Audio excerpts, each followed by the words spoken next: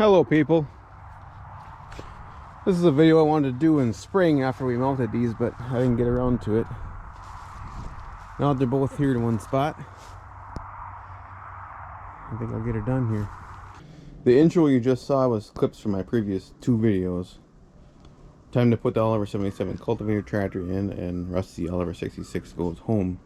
If you want to see more footage of them, check out those videos individually. I'll put the links in the description.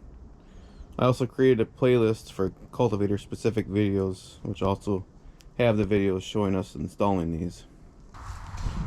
So as you can see, we got the 66 and the 77 with mounted cultivators.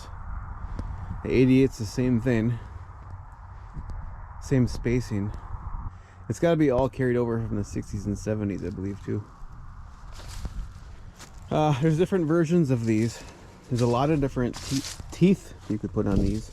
Like here you have a little one, like a drag type. There's like a duck foot. And then these are spring loaded. I'm sure they probably don't work because they probably need to be loosened up, rusted over the years.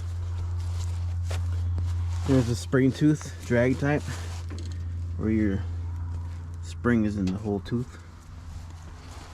I think the depth wheels were optional, I think, but it'll just go down until it hits them and then it'll roll.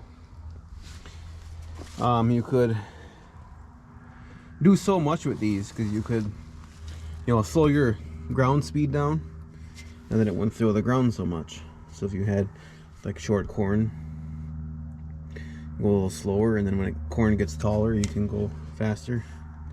Or you can take these teeth off. You could take one off or the other one or both, and then you'd have a lot bigger area. You could take them off and then go faster. So there's a lot of different ways you could do it. A lot of adjustability on these. And then I think in one of the Cultivator videos I said there was, 26 different styles of pipe in the parts book. There's heavy duty versions and regular versions, 4-row, 2-row, all different ones. Now the pipes in the back have more holes. There's 2 sets of 4 holes, and then the front ones have 1 set of 4 holes. So the ones that have more holes go in the back. Now really these are pretty universal as far as this the middle set and then the side sets. This is what's different on the lifting mechanism. So this one's using a manual lift. So a lot of this is the same. It clamps on. There's a peg on this inner one. I think it's, at least on that one it is. Maybe it's on both, I'm not sure on this one, but there's a peg on the bottom of this that goes in the hole. That's why you need the hole right, the spacing there. The clamps don't need the holes at all. You just go around and clamp it. When you set it up, make sure you got enough room for the tire between this clamp and the tire. Both of these are missing the spring. There should be a spring assist that goes from here to here. A spring that helps you lift it. So these are manual. This would be using like a tractor that don't have a power lift. We threw them on this one because this is the first set we set up. But you just operate it manually.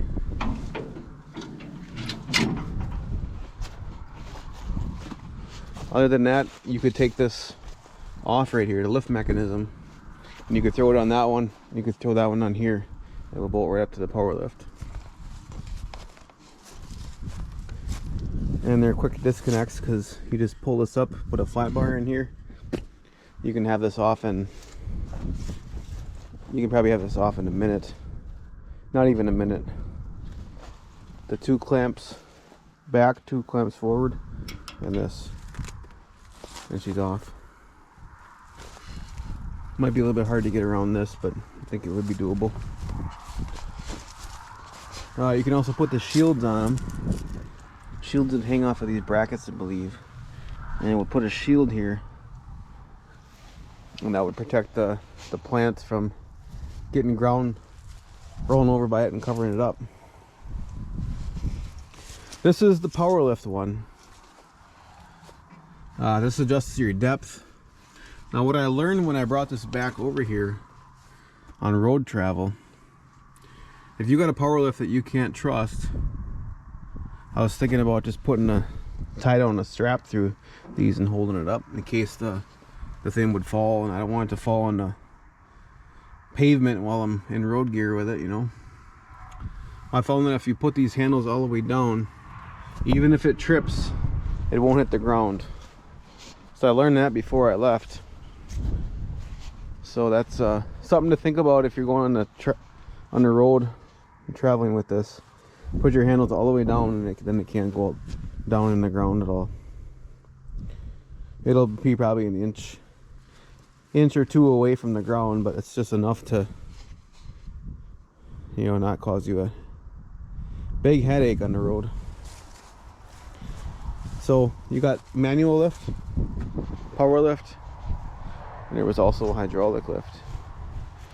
This is the hydraulic lift bracket. So I'll kind of turn it how it would be here. So this would mount, we have not had these on one, but it would mount like that. You'd have this on here, so clamp there. Yeah, this one's got the peg. Okay, they both have the peg on this one. You'd have this one there. Looks like it also has a spring on it. Spring assist. And that could be for your eradicators too, but I'm thinking that's a spring assist. So you'd mount that here in the same spot. Here and here. And then it will go like this. And then mount here. Then you'd put a ram on here. A regular ram. Here to here. And then you'd lift it hydraulically. So that was, I believe, a little bit newer style for when the, you know, Fleetlands came out and hydraulics were becoming more popular.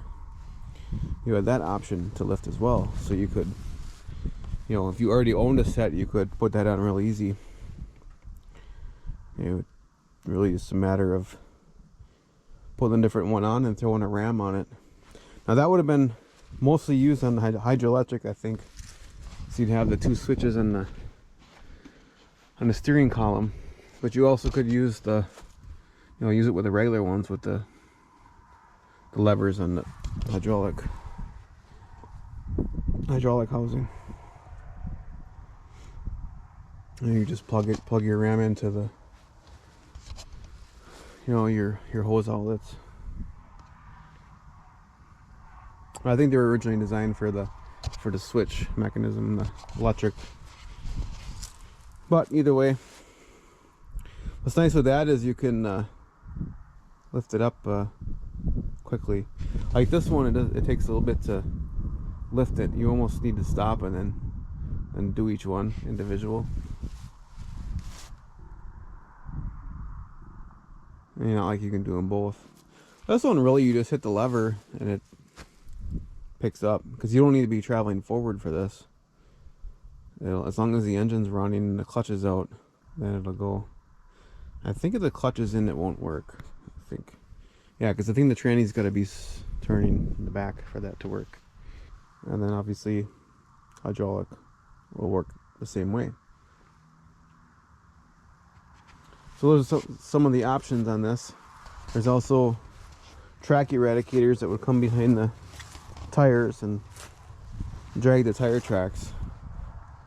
And what's good with that is it would get rid of the weeds, because a lot of times the weeds would sit there on the top and they won't germinate until they're pushed down a little bit into the ground, and then all of a sudden, right where the tires were, there they go. It starts growing. I've seen that a lot in my potato patch this year, where I took the four-wheeler and it'll sit there. It was dry, the soil was dry, and it would just sit there and do nothing. But right where the four-wheeler tracks were, that's where the weeds would start coming up. And you get a little bit of a rain and it's just pushed into the ground enough. So I just wanted to show you some of the options on these. I don't think there was any more options, lift options than the 3. I do have other videos on them working. This guy just died out in the field on me, so got her pulled here.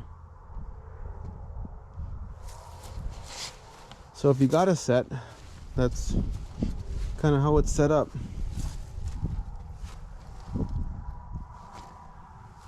You also could get springs for each one of these. You could have a spring here.